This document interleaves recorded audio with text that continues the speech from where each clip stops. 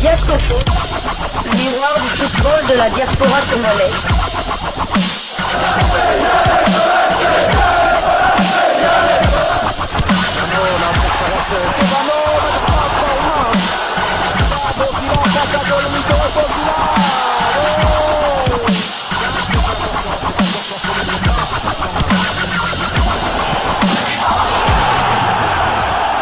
Diascofoot, le miroir du football de la diaspora congolaise.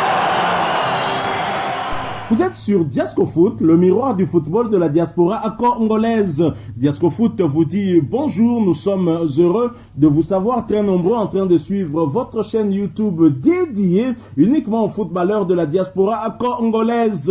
Et vous le savez, nous sommes en train d'attendre cette échéance pour les léopards de la RDC, la double confrontation dans le cadre des barrages de la Coupe du Monde Qatar 2022 face au Maroc. Et parmi les internationaux congolais, il y en a un qui ne sera peut-être pas de la partie. Nous voulons parler de lui, avoir de ses nouvelles. Lui, c'est bien Gianelli Imbula. Plus rien ne va pour Gianelli Imbula dans son club portugais de Portimonense. Il n'a joué que 12 matchs cette saison. Pire, en 4 saisons, Gianelli Imbula n'a disputé que 41 rencontres dans différents clubs et 2 en équipe nationale de la République démocratique du Congo. Lors du mercato hivernal au mois de janvier dernier, son nom a été pourtant cité avec insistance du côté de la Ligue 1 dans le club des Girondins de Bordeaux. En effet, le 27 janvier dernier, Foot7.fr consacrait un article sur l'international congolais, article intitulé OM Mercato, un ancien prodige marseillais vers Bordeaux. Un ancien prodige de l'OM a été proposé aux Girondins de Bordeaux.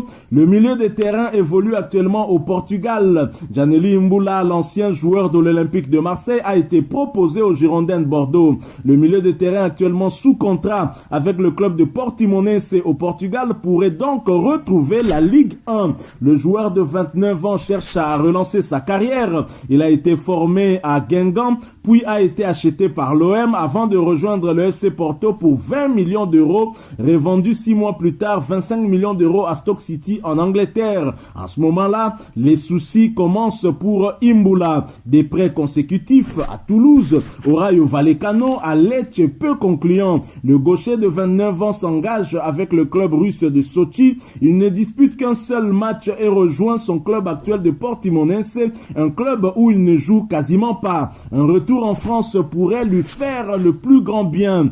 Une bonne pioche pour Bordeaux, s'interrogeait en tout cas le média français. Sous Marcelo Bielsa, Imbula était un milieu de terrain fioriclasse, comme disent les Italiens. Un milieu capable de casser les lignes de défense adverses, balle au pied et grâce à des passes millimétrées. Le milieu était promis à un grand avenir, mais il semble s'être brûlé les ailes en partant trop vite. Au même titre que Florian Thauvin ou Mario Lemina, il a quitté l'Olympique de Marseille après l'échec des Marseillais pour se qualifier pour la Ligue des Champions. Bordeaux en grande difficulté en Ligue 1, espérait en tout cas peut-être se renforcer avec ce Congolais. C'est vrai, les Girondins de Bordeaux se sont inclinés, s'étaient inclinés à domicile face aux Marseillais pour la première fois depuis 44 ans, ce qui finalement reflétait l'image de cette équipe cette saison. Ils sont à la lutte pour le maintien et font face à une crise financière qui ne leur permet pas de se renforcer de manière conséquente. L'arrivée de l'ancien Marseillais permettrait à Vladimir Petkovic, le coach de Bordeaux, d'avoir plus d'options au milieu de terrain, lui qui a un effectif limité en ce moment. Ainsi, l'arrivée d'un joueur à bas coût comme Gianelli Imbula serait une bonne alternative. Avec cette option, les Bordelais ont tout à gagner et rien à perdre avec un joueur qui aura à cœur de prouver qu'il a encore le nouveau pour jouer en Ligue 1. Mais vous l'avez compris, cela ne s'est malheureusement pas fait pour l'international congolais. Gianelli Imbula n'est pas allé aux Girondins de Bordeaux. Imbula terminera sans doute sa saison du côté de Portimonense avant avant de poser ses valises dans un énième club, peut-être lors du mercato de l'été prochain. Voilà des problèmes qui se poursuivent pour cet international congolais Djaneli Imbula. Djaneli Imbula, de son vrai nom, de son nom complet, pardon, Djaneli Imbula Wanga Ndangi. Il est né un certain 12 septembre 92 à Vilvoorde en Belgique. Il a donc 29 ans. Il a 1m86 et donc Djaneli Imbula a débuté sa carrière professionnelle en 2009. C'est un milieu relayeur. Son pied fort, c'est le pied gauche.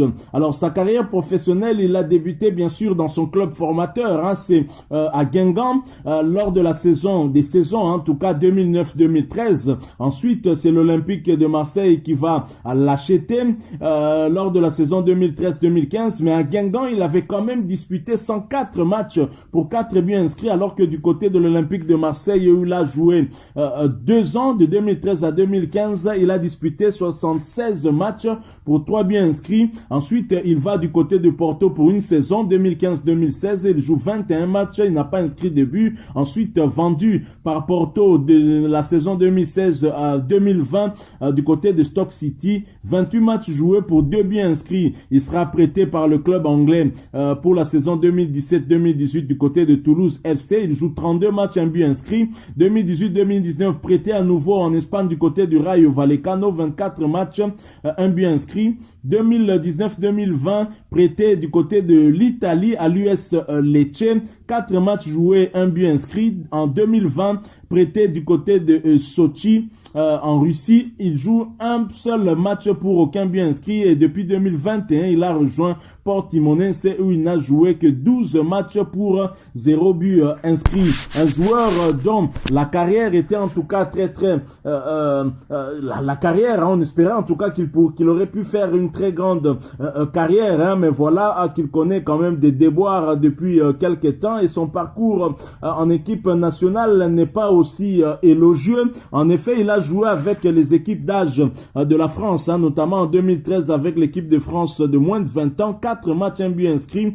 2013-2014, il joue avec l'équipe de France Espoir, 7 matchs, 0 but inscrit. Et lorsqu'il accepte finalement de porter les couleurs de la République démocratique du Congo, en 2019, il n'a joué que 2 matchs. Et jusque-là, au regard aussi de ses prestations et de ses performances actuelles, il n'a pas été appelé en équipe nationale. Il n'est pas en tout cas prêt d'être appelé. Lui qui n'a pas beaucoup de temps de jeu, nous espérons en tout cas qu'à la fin de cette saison, à l'été prochain, il pourra relancer sa carrière dans un autre club où il pourra avoir un peu plus de temps de jeu. Nous lui souhaitons en tout cas bonne chance à Djaneli Imbula, et c'est quelqu'un qui a un mental très fort, au-delà de tous les problèmes qu'il a eu à connaître, et il faut être fort mentalement pour chercher toujours à rebondir. Malheureusement, il n'a peut-être pas toujours la confiance de ses entraîneurs là où il va, et donc parfois il reste ainsi sur le banc. C'est pas facile en tout cas pour lui. Bonne chance à Mwana Mboka, bonne chance notre Djogo Djaneli Imbula.